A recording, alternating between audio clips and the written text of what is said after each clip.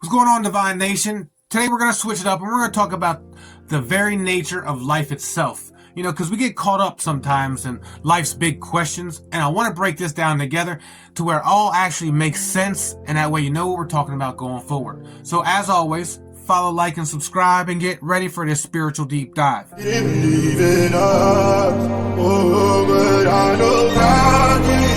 So first off, let's start off with something that we know, right? The basics. That we're alive, right? It's kind of basic. We can think, we can feel, and we know that we exist. All right, now, if we're alive and conscious, which we definitely are, because you're watching this right now, so you're conscious, then logically, right, we must have come from something that is also alive and conscious. Make sense? Well, now here's the million-dollar question. What exactly is this life force? Is it physical? Is it mental? Is it spiritual?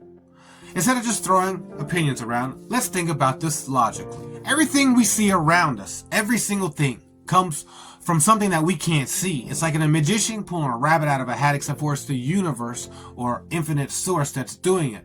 Now see, here's the thing. Just because we can't see it or touch it doesn't mean it's any less real or magical.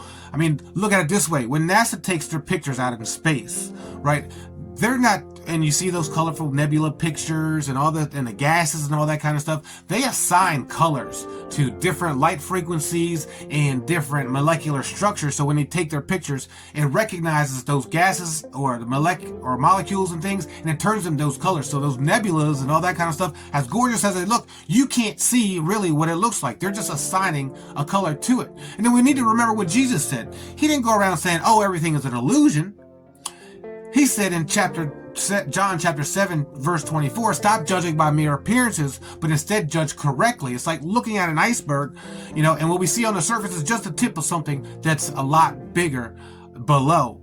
You know, he said for us to not judge by appearances, but we need to look deep. Let's get personal for a moment. Everything that you ever experienced that's real, sure, maybe with a little bit of understanding, could have avoided some of those not so great experiences, but they're all a part of your story, right? It's all your reality.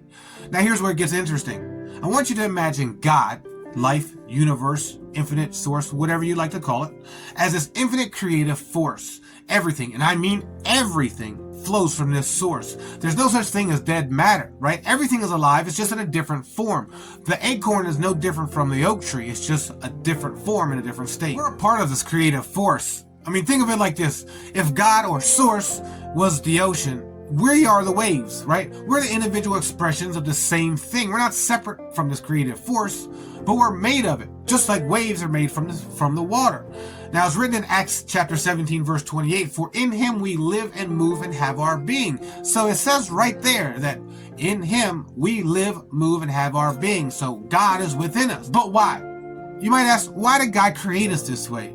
Honestly, nobody really knows, and you'll never know as long as you're alive. But imagine creating something just to share experiences with, right? To love it, to see it grow and develop, kind of like, you know, your dog or your kids. You know, no different. And maybe that's why we're here, right? To be companions for this great adventure. I mean, the real kicker is, once you understand that you have the creative power within you, you know, the same stuff that created the universe, you start to realize how much actual freedom you have. As Jesus said himself in John chapter 10, verse 34, is it not written in your law that I have said you are gods? You are not pushed around by life, right? You are an active participant creating. Now, sure, we're not the whole ocean, but we're definitely a part of it. And just like a wave can shape the shore, we can shape our own lives through our own thoughts and understanding. So next time you're feeling stuck and powerless, remember that you're not just some random accident in the universe. You're a deliberate expression of life itself, with all the creative power that comes with it. I mean, it even says, the first chapter, Genesis, verse 27, confirms this power. So God created man in his own image, and in the image of God, he created him. And this is pretty amazing when you think about it, right? It's saying that you are created like God. Now, I want you to think about the God within with you, and then put in the comments, what's your God power? And as always, like, follow, subscribe, and get ready for more Bible and spiritual deep dives.